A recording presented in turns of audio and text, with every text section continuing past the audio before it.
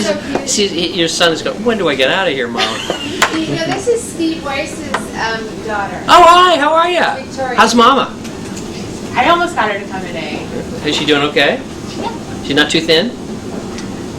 Some family members think so, but What does she think?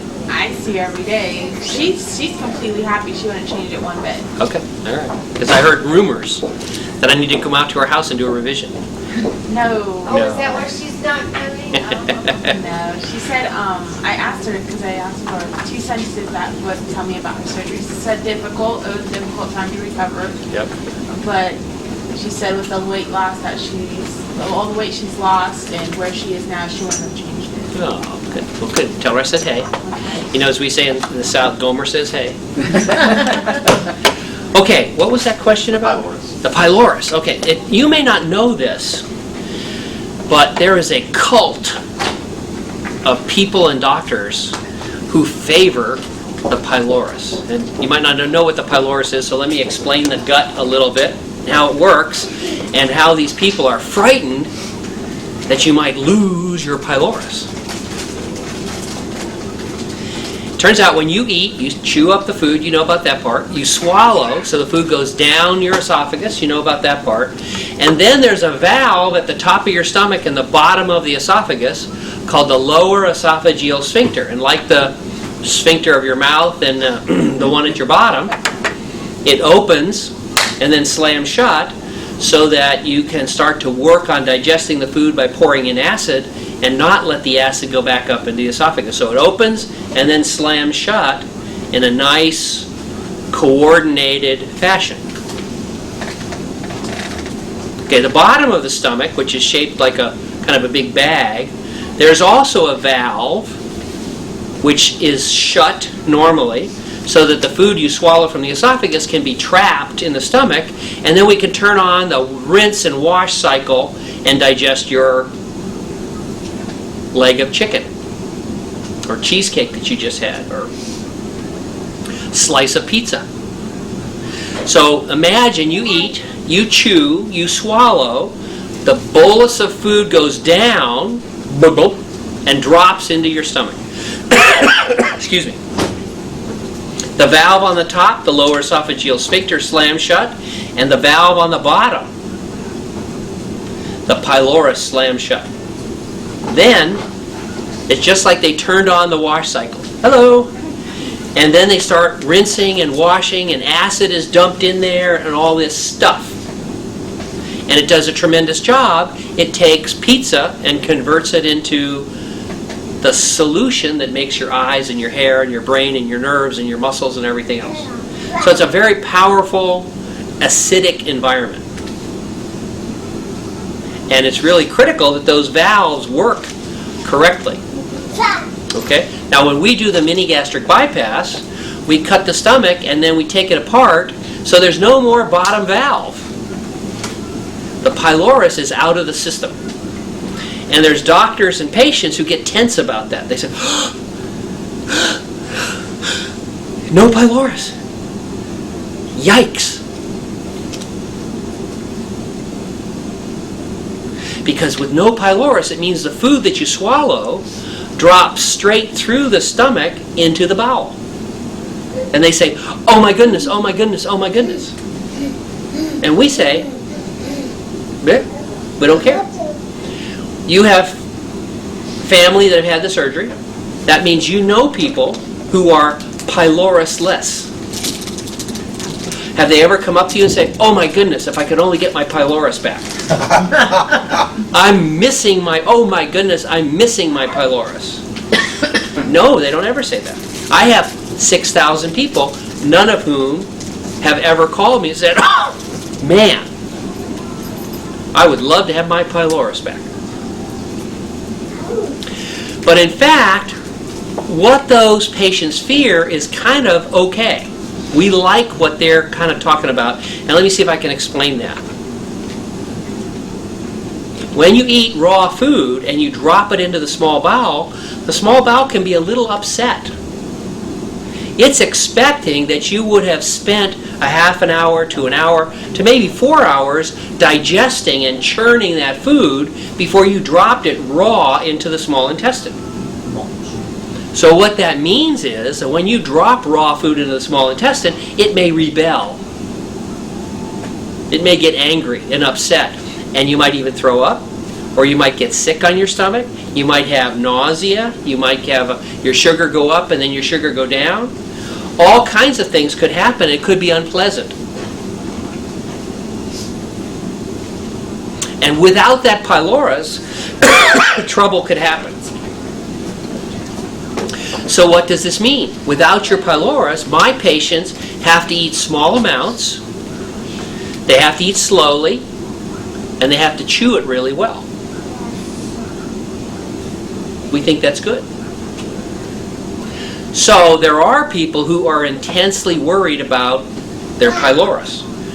We think that actually taking out the pylorus modulates your ability to eat a whole bunch of food. That you can still have, your family, can they still have a bite of pizza? Oh, yeah. Yeah. Can they still have a bite of cheesecake or a cookie? Have cake and eat it too. Yeah, but not a ton of it, right? So what happens without the pylorus, it's part of the therapy that controls your ability to eat a ton of food. If you have the pylorus in your stomach and it's a big, baggy, stretchy reservoir, you can sit down and eat 2 slices of pizza, drink a Coca-Cola, have some chicken wings, have some more Coca-Cola, have some cheesecake, and your stomach just goes, okay? If you were to drop that kind of raw food into your small intestine, you would be a sad little man, because it'll hurt you. Can I get an amen from that, John? Amen. Yeah. Okay. So the absence of the pylorus, in our experience, is not a terrible thing. In fact, it's a good thing. And when used as part of your system, that new stomach has been converted from a big reservoir, which helps you digest food, into just an extension of the esophagus. All it does is drop raw food into the small bowel, and the small bowel is not tough. You don't have a cast iron small bowel. So it means that food has to be chewed more cautiously. You can still have tasty foods, but it's slow and careful and with a lot of caution, as opposed to just wolfing down big blobs of pizza or cheesecake or ice cream. And if you do, after the mini gastric bypass, a giant blob of ice cream will hit your small bowel and you'll be sad. You have what's called the dumping syndrome. You'll be nauseated and throw up and things like that. If you have a small amount of ice cream, you can be fine. And if you eat it slowly and cautiously, you'll be fine. But a whole bunch of ice cream fast, or a hot dog really fast into that small intestine, you'll be a sad person. So the pylorus is something that doctors who do the bilio-pancreatic diversion with duodenal switch, or if you go on the internet and join mailing lists of the duodenal switch group, they will constantly talk about the pylorus and how critical it is, and the fact they feel wonderful because they keep their pylorus for that surgery. And we feel like it's just not a big issue for us. So it's a good question, and it's a real important issue for some people, and we just don't see it as much of an issue. Does it still function? Like, your stomach's probably going to continue to still make some gastric juices, and does it seem to still regulate? The pylorus just lets it doesn't have food anymore, so it just lets those small amount of acid and pepsinogen, which is an enzyme that's released from the lining of the stomach, that just trickles down and joins up with the pizza down 6 feet beyond. And that's not good for digesting fat. So we interfere. We take God's beautiful handiwork and we kind of mess it up a little. Because in your case, or in our patient's case, God's handiwork is doing a little too much.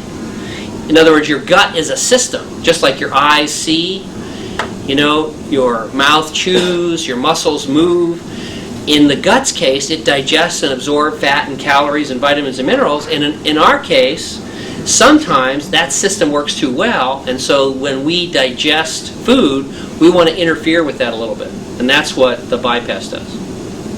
But you cut something to make you not hungry, right? Well, that's another question. So we could just make a smaller stomach, and the research shows that by itself does not cure obesity. We think of obesity as an adversary. We think of the obesity as being our enemy, and that my patients have fought that adversary, have fought obesity as an enemy daily in their lives, sometimes for years. And they've tried everything. What have you tried? Diets and exercise and pills and sometimes the HCG shots, all kinds of things, and failed. The adversary has beaten them. I think of the story of David and Goliath. Every day at the end of the day, Goliath has kicked the bottom of Atkins diets and Nutrisystems and Weight Watchers and how many other things that people have tried. But tomorrow morning, we're sending out the MGB, and Goliath will fall. Now, for us to be successful against such a powerful adversary, we need to do more than one little thing. We're going to cut the stomach and make it narrow and smaller.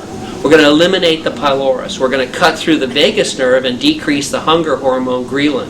We're going to bypass the gut so that the digestion and absorption of fat is interfered with. And by delivering the stream of food down to the bottom of the gut, we're going to release the brakes, the hunger hormone that blocks hunger, called peptide YY. And when you put all that together, people have less ghrelin, the hunger hormone, so they're less hungry, and they have more peptide YY, it goes up tenfold, so they're less likely to be continuously hungry. They have less desire to continue eating. They have more what's called satiety, the brakes on when you go to eat. And so the MGB puts all that together, and that's why it's so effective.